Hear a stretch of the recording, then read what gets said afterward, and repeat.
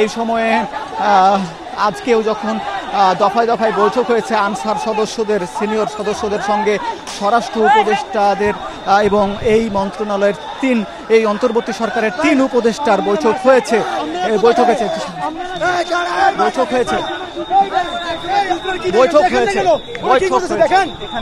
এখানে আমরা দেখেছি যে তাদের সঙ্গে যখন বৈঠক হয়েছে, বৈঠকেও সিদ্ধান্ত হয়েছে, তারপরেও আনসার সদস্যরা তারা অনার রয়েছেন তাদের চাকরি স্থায়ী করার দাবিতে। সরকার যখন তাদের দাবি মেনে নেওয়ার কথা বলা হয়েছে, তবুও আনসার সদস্যরা সচিবালয়ে আটকে রেখেছেন এই সরকারের সদস্যদের। আমরা দেখতে পাচ্ছি এই আনসার বাহিনীর সদস্যদের সঙ্গে এই শিক্ষার্থীদের পাল্টা ধাওয়া ঘটছে। কিছুক্ষণ আগেও শিক্ষার্থীরা এখানে অবস্থান করছিলেন, আনসার সদস্যদের ধাওয়া দিয়ে সেই গুলিস্তান 0 পয়েন্টের দিকে নিয়ে গিয়েছিলেন। কিন্তু তারপরও আবারও দেখছি যে সেই আনসার সদস্যরা আবারও চড়াও হয়েছেন এবং দুই পক্ষের সঙ্গেই একটি সংঘর্ষ এই মুহূর্তে চলছে, মুখোমুখি সংঘর্ষ। আমরাও আপনাদের দেখানোর চেষ্টা করছি। এই মুহূর্তে আমরা দেখতে পাচ্ছি যে দুই পক্ষের মধ্যে একটি সংঘর্ষ হচ্ছে। আসলে শিক্ষার্থীরা বলছেন যে অন্তর্বর্তী সরকারকে বিপদে ফেলার জন্যই, এই অন্তর্বর্তী সরকারের ভাবমূর্তি নষ্ট করার জন্যই এই আনসার সদস্যরা এই সরকারের উপর চড়াও হয়েছে, সরকারকে বাধাগ্রস্ত চাইছে। আবারও সেই ফ্যাসিস্ট, সেই স্বৈরাচারী সরকারের দোসররা আনসারের সদস্যদের মধ্যে থেকে সরকারের এই অন্তর্বর্তী সরকার, যে সরকার শিক্ষার্থী জনতার রক্তের উপর প্রতিষ্ঠিত হয়েছে, যারা এই স্বৈরাচার কর্তৃত্ববাদী সরকার আওয়ামী লীগ সরকারকে তারা হটিয়ে দিয়েছে, বা আওয়ামী লীগ সরকারের শেষে পদত্যাগে বাধ্য হয়েছে। সেই সরকার যখন জনগণের সরকার, একটি স্থিতিশীল রাজনীতি করার জন্য এই বাংলাদেশের এই সংবিধান, এই বাংলাদেশের বিচার ব্যবস্থা এবং আরও বিভিন্ন সংস্থা, বিভিন্ন সংগঠন, রাষ্ট্রীয় সাংবিধানিক যেসব প্রতিষ্ঠান যেগুলো দলীয়করণ হয়ে গেছিল, যেগুলো বিভিন্নভাবে ভঙ্গুর অবস্থায় ছিল, সেগুলোকে আবারও সচল করার জন্য এই সরকার দিনরাত পরিশ্রম করে কাজ করছেন। তবুও কিছু মানুষ বা ওই আওয়ামী লীগ সরকারের কিছু দোসররা আবারও তারা এই সরকারকে বিতর্কিত করার জন্য নানানভাবে চেষ্টা করেছে। শিক্ষার্থীরা বলছেন এই সরকারকে বিতর্কিত করার জন্যই কিন্তু এই আনসার সদস্যরাও মাঠে নেমেছেন। না হলে সরকার যখন এই আনসার সদস্যদের দাবি দাওয়া মেনে নিয়েছে, তারপরও কেন এই আন্দোলন হচ্ছে, এই আন্দোলন হচ্ছে, এই আনসাররা কেন এখনো তারা মানুষের, যারা বন্যাপীড়িত মানুষ, যারা দুঃখ দুর্দশায় জীবন পার করছেন, আনসার সদস্যদের তাদের পাশে থাকার কথা, তারপরও কিন্তু তারা পাশে নেই কেন? এই বিষয়গুলোই কিন্তু এখানে শিক্ষার্থীরা বলছেন যে তাদের এই সময়ে মানুষের পাশে যারা থাকা দরকার ছিল, কিন্তু তবুও আনসার সদস্যরা তাদের নিজেদের স্বার্থের জন্য তারা রাস্তায় নেমে মানুষের দুর্ভোগ করছেন, এই সরকারকে বিপদে ফেলার চেষ্টা করছেন। আমরা দেখতে পাচ্ছি আনসার সদস্যরা আবারও চড়াও হচ্ছে। আমরা দেখতে পাচ্ছি খাদ্য অধিদপ্তর ভবনের সামনে, এখানে শিক্ষার্থীদের সঙ্গে আনসার সদস্যদের ইট পাটকেল ছোড়াছুড়ি হচ্ছে, দুমুখে সংঘর্ষ হচ্ছে এবং আমরা দেখতে পাচ্ছি যে এখান দিয়ে কোনো যাত্রীবাহী কোনো যানবাহনও চলাচল করছে না, যদি একটি উত্তেজনার মুহূর্তে আমরা দেখতে পাচ্ছি যে একটা আনসার সদস্যের উপর চড়াও হয়েছিল শিক্ষার্থীরা। এখানে দেখতে পাচ্ছি যে এখানে আনসার সদস্যদের ওপর শিক্ষার্থীরা চড়া হয়েছে। আবার শিক্ষার্থীরা এগিয়ে যাচ্ছে সেই সচিবালয়ের সামনের দিকে, যেখানে আনসার সদস্যরা অবস্থান করছেন। যদিও আপনাকে জানিয়ে রাখি, এই শেখ হাসিনার পতনের পর 5 তারিখ থেকে বেশ কয়েকদিন যখন পুলিশ প্রশাসন মাঠে ছিল না, তখন আনসার সদস্যরা থানা পাহারা দিয়েছেন। সেই আনসার সদস্যরা থানা পাহারা যেমন দিয়েছেন, রাস্তায় ট্রাফিক পুলিশের দায়িত্ব পালন করেছেন।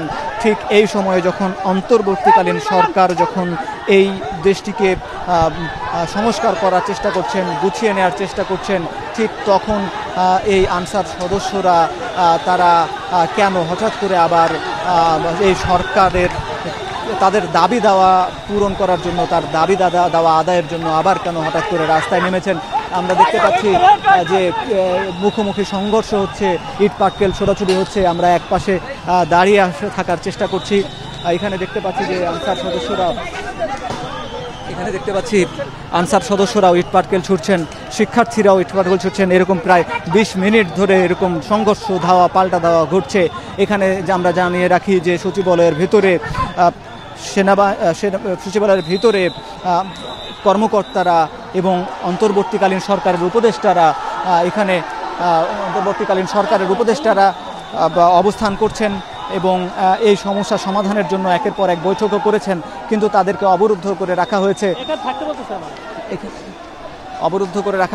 আমরা দেখতে পাচ্ছি যে দুই পক্ষই এখন এই যেহেতু অবরুদ্ধ করে রাখা হয়েছে তাদেরকে, আনসার সদস্যদেরকে, তাই শিক্ষার্থীরা কিছুক্ষণ আগেই রাজু ভাস্কর্যের সামনে, ঢাকা বিশ্ববিদ্যালয়ের রাজু ভাস্কর্যের সামনে জড়ো হয়েছিলেন।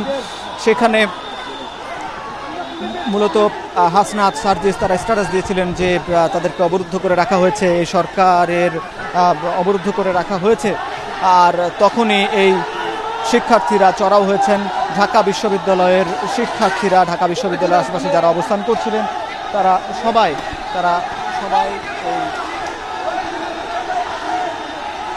এখানে অবস্থান নিয়েছেন। আমরা দেখছি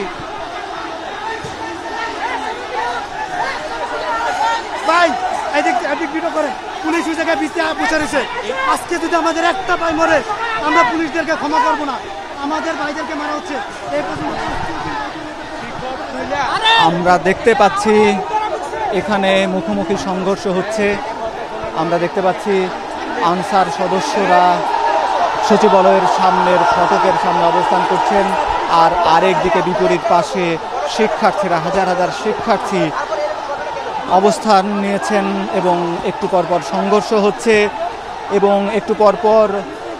সংঘর্ষ হচ্ছে দুই গ্রুপের মধ্যে। ধাওয়া পাল্টা ধাওয়া হচ্ছে। একদল ধাওয়া দিয়ে তাদেরকে সরিয়ে দেওয়ার চেষ্টা করছে তাদের অবস্থান থেকে। ঠিক কিছুক্ষণ পর দেখা যাচ্ছে আরেক গ্রুপ তাদেরকে সরিয়ে দেওয়ার চেষ্টা করা হচ্ছে। আমরা দেখতে পাচ্ছি এই সময়ে এই অন্তর্বর্তীকালীন সরকার এই আনসারদের সঙ্গে বৈঠকে বসেছিলেন। আজকেও সচিবালয়েও বেশ কয়েকজন উপদেষ্টার সঙ্গে আনসারের সিনিয়র সদস্যদের সঙ্গে একটি বৈঠক হয়েছে, যেখানে একটি কমিটিও গঠন করা হয়েছে এবং সেই কমিটি 7 দিনের মধ্যে একটি রিপোর্ট প্রকাশ করবেন, এটিও বলা হয়েছে। এই কমিটির যেহেতু আনসার ভিটিপির মহাপরিচালকের সমন্বয়ে এই কমিটির দায়িত্ব দেওয়া হয়েছে কমিটিকে। এই কমিটি যদিও বলা হয়েছে এই সরকারের কিছুক্ষণ আগেও আজকে সন্ধ্যায় একটি বিজ্ঞপ্তি প্রকাশ করা হয়েছে সরকারের পক্ষ থেকে। সেখানেও বলা হয়েছে যে আনসার সদস্যরা তাদের দাবি মেনে নেওয়া হচ্ছে।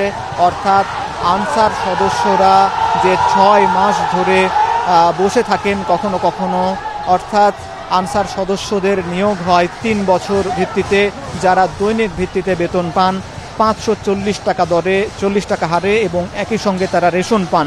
কিন্তু আনসার সদস্যরা চান তাদের স্থায়ী নিয়োগ, যদিও তারা দীর্ঘদিন ধরে গত আওয়ামী লীগ সরকারের কাছে দাবি দাওয়া জানিয়ে আসছিল। আমরা দেখতে পাচ্ছি শিক্ষার্থীদের সঙ্গে গোলাগুলির আওয়াজ পাওয়া যাচ্ছে। এই মুহূর্তে আনসার বাহিনীর সদস্যদের ওইখান থেকে গোলাগুলির একটি আওয়াজ শোনা যাচ্ছে।